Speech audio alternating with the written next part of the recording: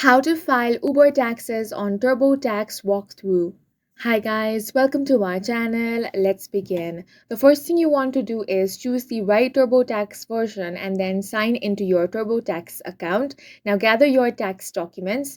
After that, you want to go to wages and income. Now select self-employment income and expenses. Now you want to follow the on-screen prompts and answer these questions. When prompted, select Uber. Now you can directly import your tax documents from Uber. For that, select Get My Form. Now enter your Uber credentials and simply import all of your information from Uber to TurboTax, or you can enter these details manually as well.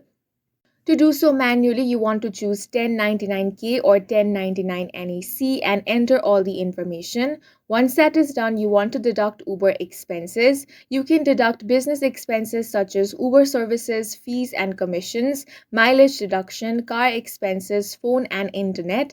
Once that is done, you want to review your return, then choose e-file or mail your tax return, and that's it for this video. If you found it helpful, please make sure to hit the like button and subscribe for more videos like this.